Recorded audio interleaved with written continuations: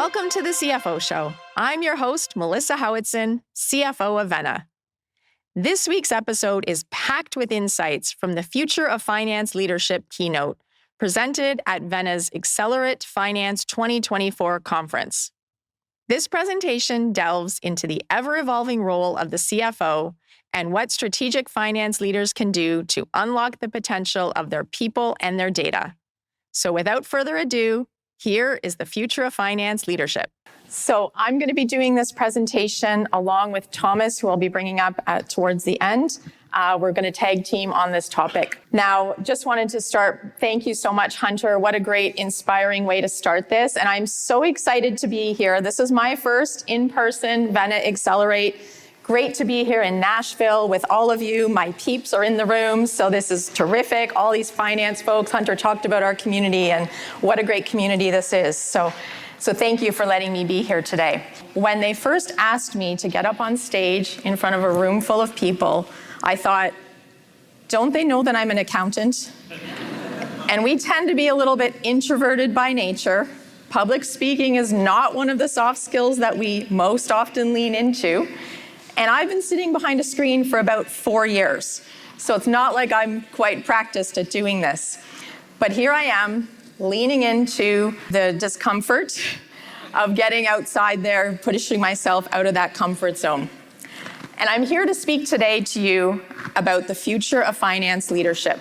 So I'm speaking about the future of finance leadership. And when I think about the future, I think, this isn't a really exciting time to be in the seats that we're all in. But it is going to come with some discomfort. And we are going to have to lean into that and push ourselves to embrace it to help our businesses because they're counting on us to do so. I want to start by setting the stage with what we are contending with today.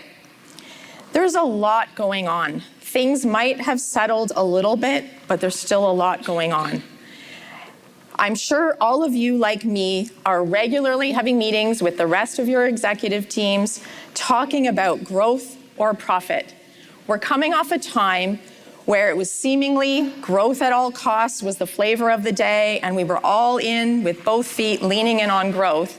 And all of a sudden, a lot of things changed a couple of years ago, and efficiency is cool again.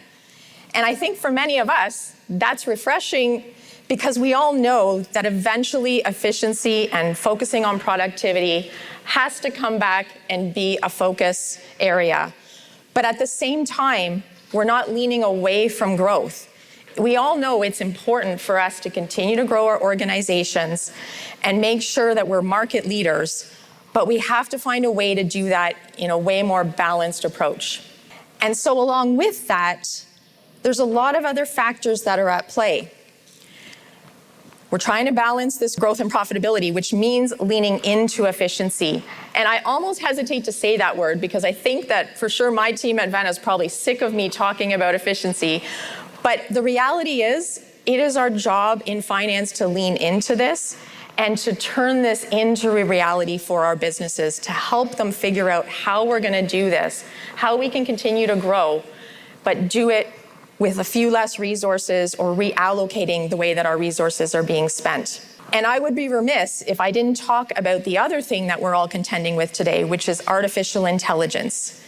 It feels in some ways like we're back where we were a number of years ago when this thing called the cloud was coming out, and we all had on-prem. And we were like, I don't know about this in the cloud. I think, I know what's going on with my on-prem. I can control it. There's absolutely a bit of nervousness and hesitation. We all feel it. We're all in that together. But we all know that the power of what this can do for our businesses is going to help propel us forward.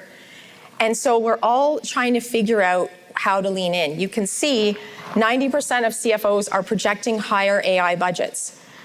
Everyone's leaning in, but at the same time, 94% of CFOs don't quite yet know how to deploy this for finance and accounting, even though we're already deploying it in other parts of our business. What we do know is we have to figure out how to strengthen our trust in AI because it is going to be that key driver. So we're contending with all of these different things, juggling a lot. I want to talk about what's caused some of this. And I want to talk about that market volatility. There's so much change going on around us, and it's some of this volatility that has created the necessity of us leaning into efficiency. If you think about it, a couple of years, cash was cheap. Interest rates were low. You could find capital quite easily. And we're in very different waters now. As we're making decisions, growth isn't always quite so certain. You're still planning to grow. You think you know where it's going to go, but you aren't quite sure. But what we are certain about is how much we're going to spend. That is 100% in our control.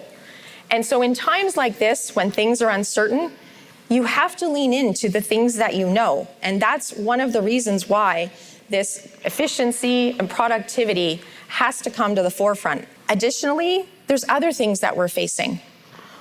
We're facing pressures when it comes to talent. Yes, the war for talent that was raging hot a few years ago has subsided, but there is no question that we are all still worried about and thinking about how are we going to attract and retain the best and the brightest and make them want to come and work with us and help us to lead the way and deliver on the transformation that Hunter was talking about. We need teams of really smart people around us to do that. We have way more complexity in the business landscape around us. Way higher volumes of data to work with. We're trying to now sift through. Data's so great, but there's so much of it that we sometimes feel like we're drowning in so much of it. We have the change management that comes when you're trying to start to lean more into efficiency. And so that is something we have to lean into because you can't take it for granted that change management is just going to happen. You have to be purposeful and make sure you help to show the way. And in all of this, focus becomes critical. It is so easy to feel overwhelmed with so many things to do, and you want to do it all. But the reality is we have to lean into focus, and it is going to be as much about what we decide to do with our businesses as it is what we don't decide to do. That's going to be just as important. So this is a lot of pressure, and it's up to us to rise to the occasion. Companies need to depend on their finance teams to help them to make good, informed decisions with all of this turbulence around us. And that means that we need our finance teams to evolve. So how exactly is the scope of the finance team evolving? There's a lot of ways.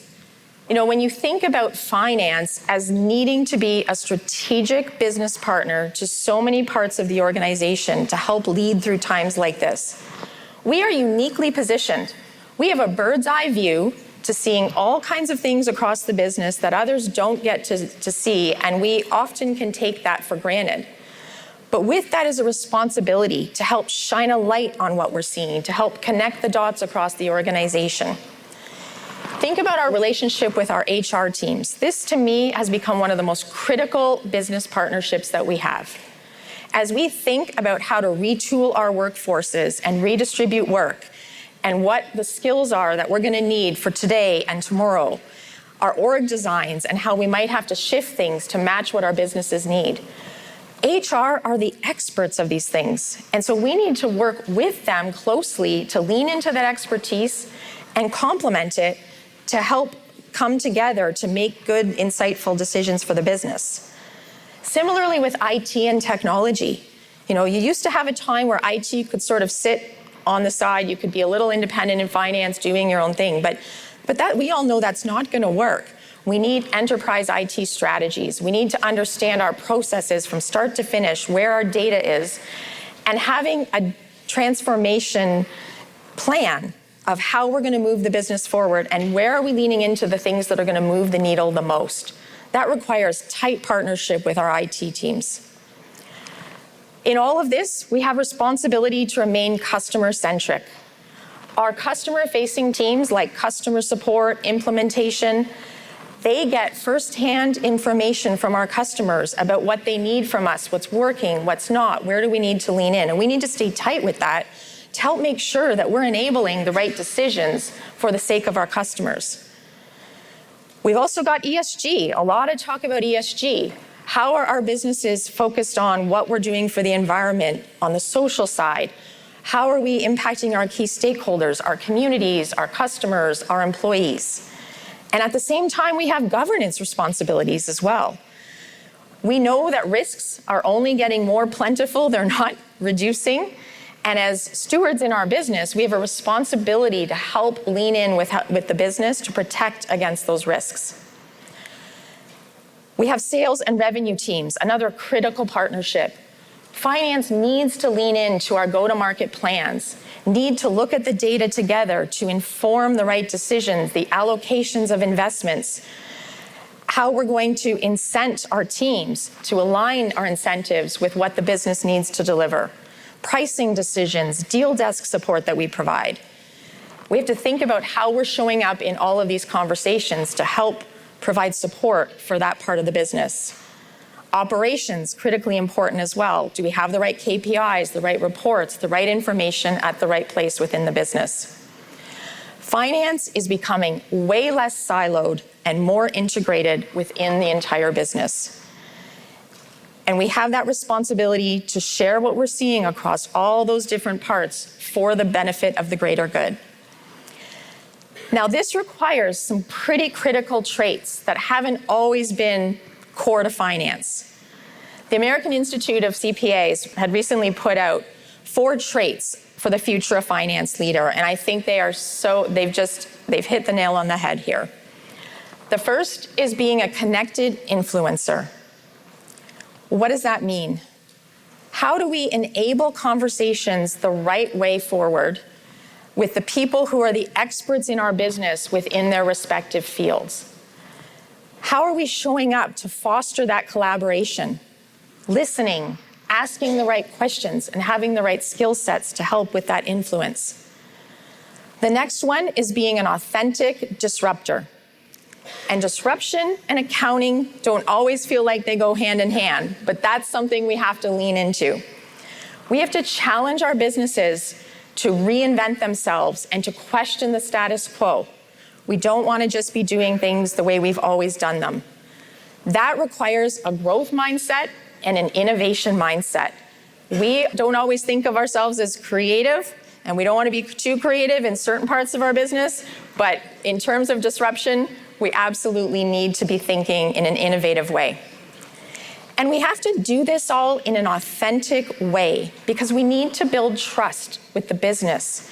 We need to be seen as a friend in finance of the other parts of the business so that we can come together, which means creating safe spaces to make mistakes, which is also not inherently easy for us to do in finance, but we need to make it safe for our teams to take some risks and for the business to take risks. And it's okay because you're going to fail sometimes and you're going to learn.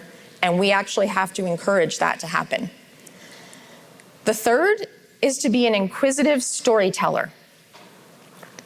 How do we harness the data that we see to tell a story in a way that helps others help lean into making business decisions? We could have all the data in the world, but if we don't have a way to explain it to others, it's not going to drive benefit in our businesses. We have to also insist that business decisions be informed by insights. Try to move away from just emotional, but use those insights to drive them. Think about the power of storytelling and leveraging technology. We are going to have businesses that are going to be seeing things quicker, reacting quicker, and moving way faster. And the fourth trait is being a rational value creator. It's our job to create value in our businesses.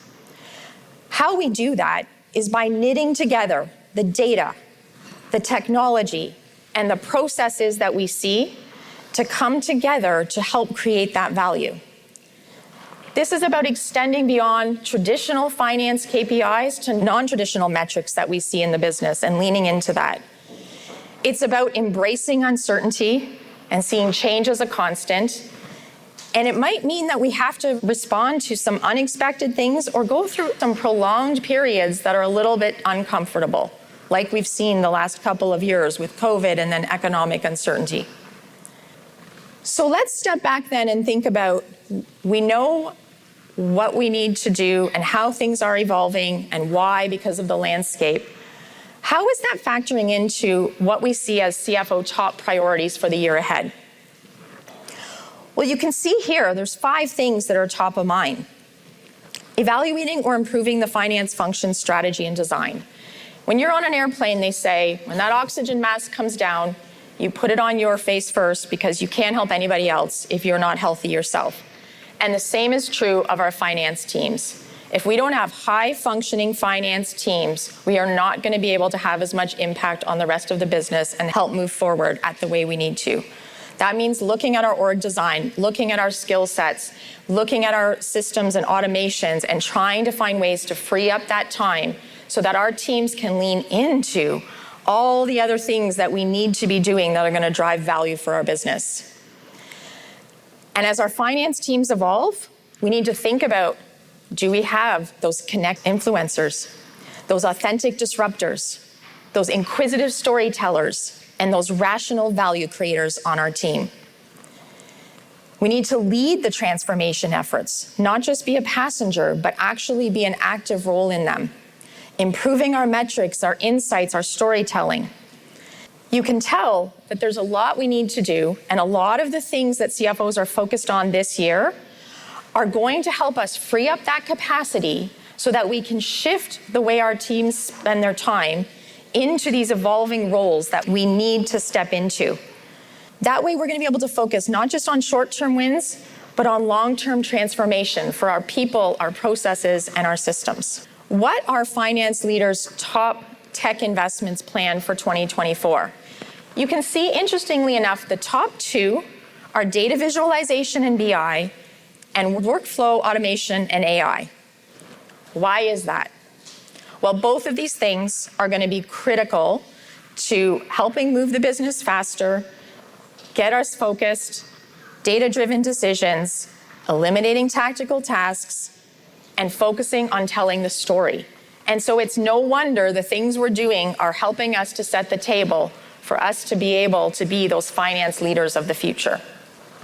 So how then do we help lead our finance teams through this transformation? Because it's not just going to happen. And we as CFOs need to, and finance leaders, we need to step into this leadership role. We can't just be a passenger here. So what does it mean? Well, first, we need to be cross-functional by design, integrated with the rest of the organization. You need to set the culture around this. Is the business ready for it? Are they ready to lean in? Do they understand why this is necessary? Have you aligned your finance team with their key stakeholders in other parts of the business? Maybe it's an HR business partner that they work collectively with. Maybe it's other folks in operations, go-to-market teams across the business. Sometimes this might even mean having dotted lines of reporting. You know it's working well when they are seen as so integral and integrated into the other parts of the business. The next way we can help lead our team is by leveraging technology.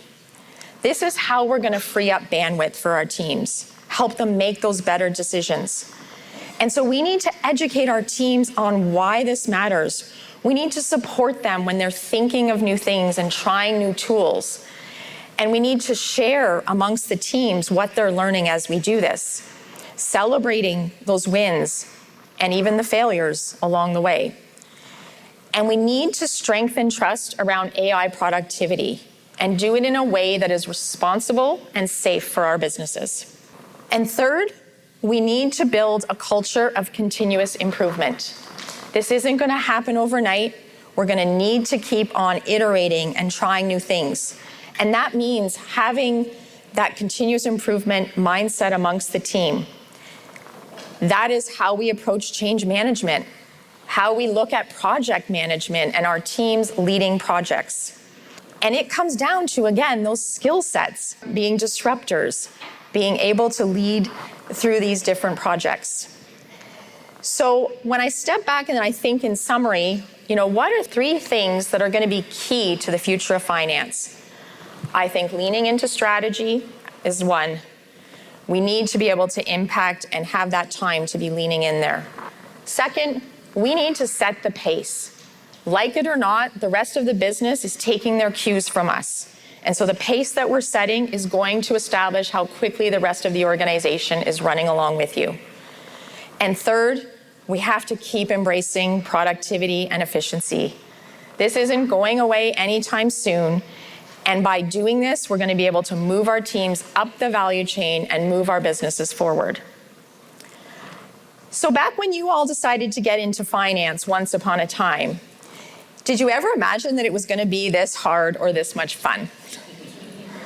Your parents probably said, I know, be an accountant. You can sit in a back office and you can count beans all day. It's going to be really easy. Well, finance is not a back office function anymore. Finance needs to come to the forefront, and it's up to all of us to decide, are we going to lean into this and are we going to help?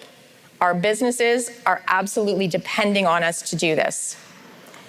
And what that's going to mean is we all are going to be a little bit uncomfortable, but we're going to have to embrace that discomfort and lean into it. With that, I'm going to hand it over to Thomas Krolak, Vena's Director of FP&A, and he's going to talk about how FP&A is uniquely positioned to be the catalyst for change, and that's going to help us to initiate this transformation. Thomas? Good job.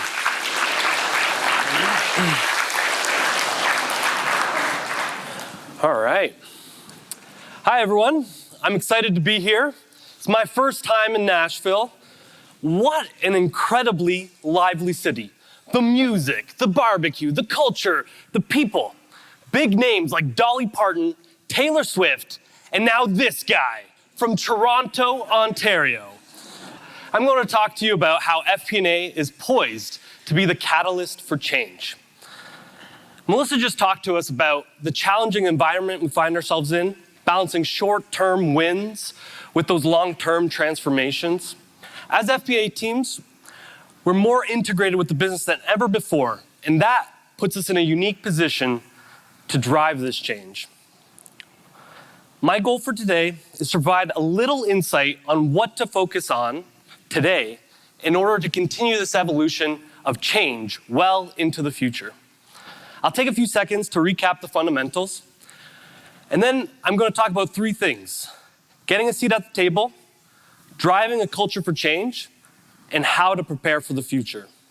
I'm going to keep things simple.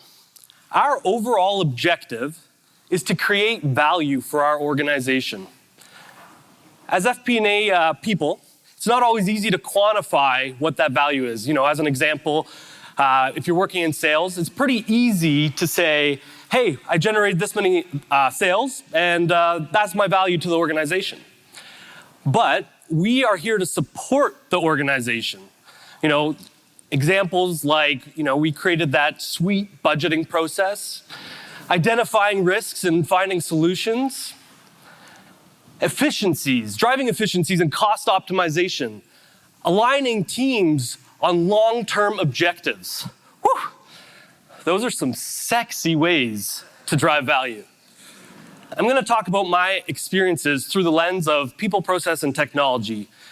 This is the way that we can impact businesses through the fundamentals.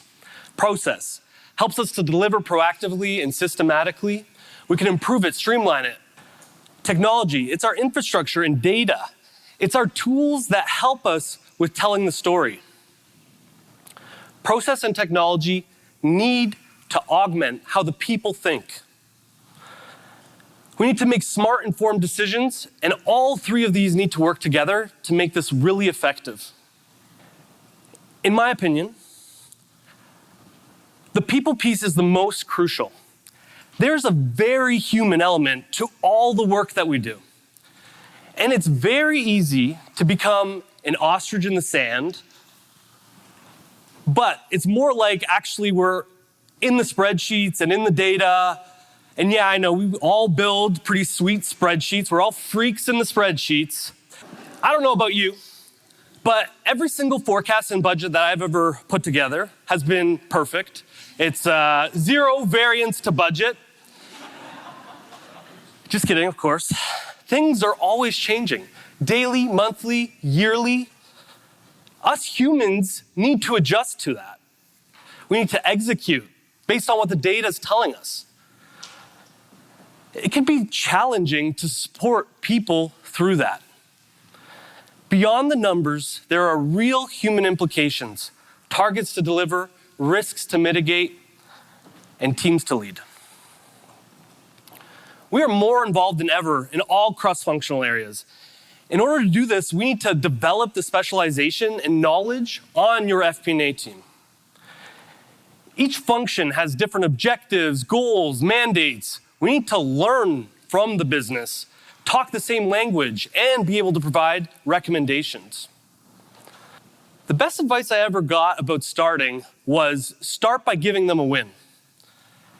Becoming a business partner takes a lot of listening and learning. We really need to flex and build those soft skill muscles. And this doesn't need to be big. The other day, I helped someone build a simple Excel model.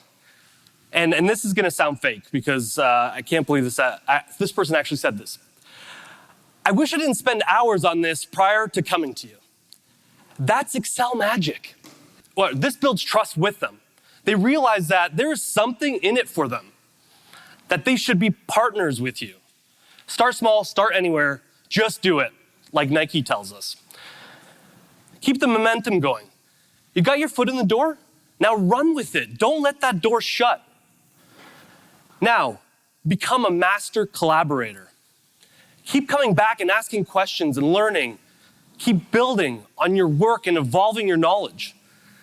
The goal is to become a trusted business advisor, not a bean counter or a naysayer.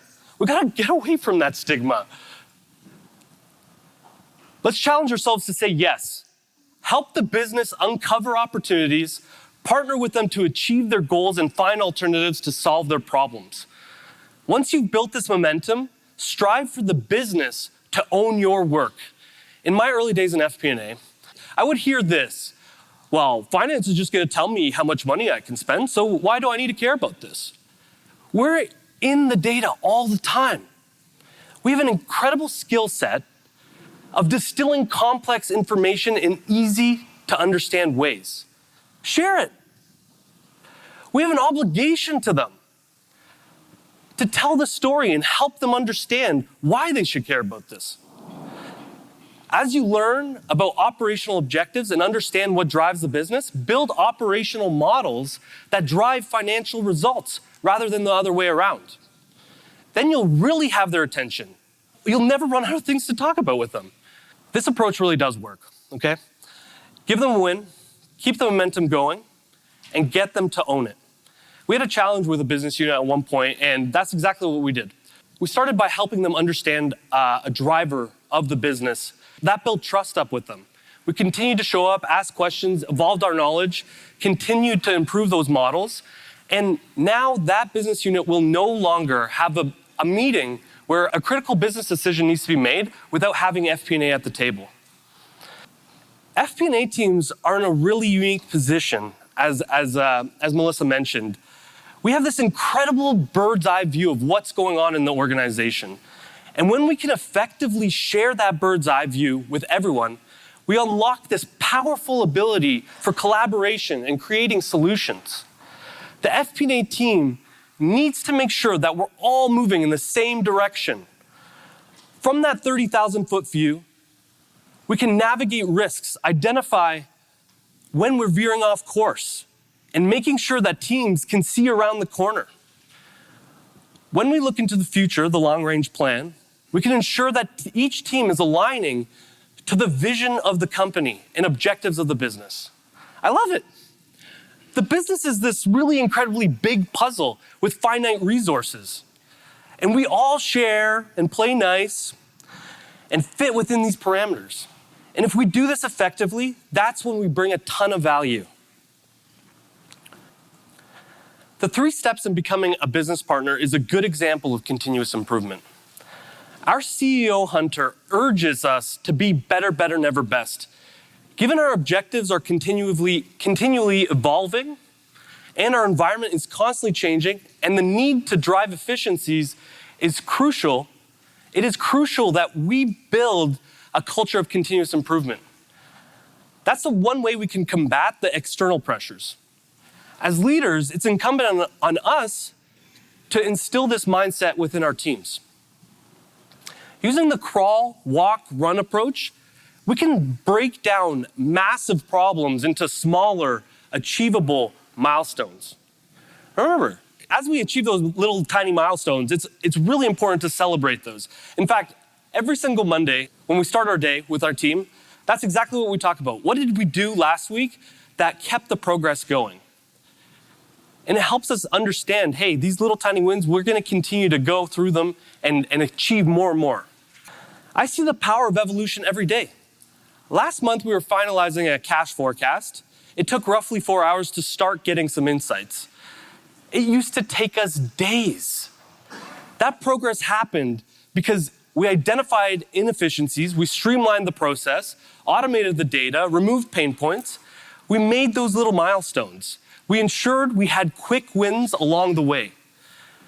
That's the kind of evolution that gets me out of bed, baby. Well, actually, it's my 4-year-old, but that's okay. There are a million problems in our organization, and there are a million ways to solve them, and that's why we need to be flexible. Remember, we're striving to be master collaborators. All functions have different objectives and goals.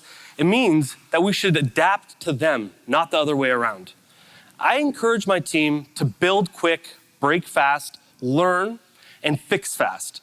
We need to create the safe environment for our teams to learn and figure out these challenges. They need to ensure that they feel safe to make mistakes. The evolution never stops. You should always question the status quo. I don't actually think that's true. Technological advances, economic conditions, competitive forces, they're always going to force us to change. For us to be successful, we need to challenge the status quo rather than react to change. We need to strive to be better, never best. Since I've joined Vena, we've seen significant growth. I've lived this, witnessed the evolution. And when you're in your day-to-day, it's sometimes hard to see these little incremental wins add up to something really transformative. It's easy to see those really big signposts. Hey, we achieved 10 million, 50 million, 200 million of revenue. But that's why it's on us to celebrate those little moments as we continue to pass those signposts. Those small wins, I like to reflect. A year ago, how did things look? And I'm always pretty happy. I'm always, wow, we have evolved, we have learned. It's incredible. And let's take one moment to celebrate here and give yourselves a pat on the back, because we're all here together. We're trying to learn from others, how people do things. That means we're on that continuous improvement journey too. So give yourself a pat on the back. I started today saying how I thought people were the most critical piece in the fundamentals. And I'm always going to believe that. But I don't want to minimize the role of technology, what role technology plays in this evolution. As we evolve, we need to be part of the discussion on how the organization uses technology. One of the biggest strengths is understanding data and creating stories with that data. That also means we understand how something should be wired, and we ensure that the data doesn't mislead us. Furthermore, as we automate more, we need to ensure controls and processes are put in place to optimize that data alongside our business partners, which makes collaboration and getting a seat at the table even more critical. AI will transform our ability to deliver value by getting information, ideas, and solutions to us quicker. It's going to make us be better business partners. It's going to help us and our partners be even more proactive. But for AI to work correctly, we need to have all the fundamentals in place and working effectively. Avoid getting into this garbage in, garbage out situation. AI learns from us and uses the data we provide it and the rules we teach it. To be successful, we need to continue living the evolution. There's a lot we can continue to do on a daily basis to make sure we're successful tomorrow. Are processes built optimally? Do we have controls in place to ensure things don't break or things fall through the cracks? Is technology wired properly? Is it integrated or automated? Can we trust that the data is correct and accurate? For the process and technology to augment the people, we need to feel empowered to keep learning and keep up with technological advances. AI will ensure that we're always going to get a seat at the table and continually improve. For me, AI is so motivating. Our overall objective won't change. We're always going to need to create value. Technology or AI is always pushing us to be better than we were yesterday. Thank you so much. Have a fun time at Excelerate. I look forward to meeting all of you.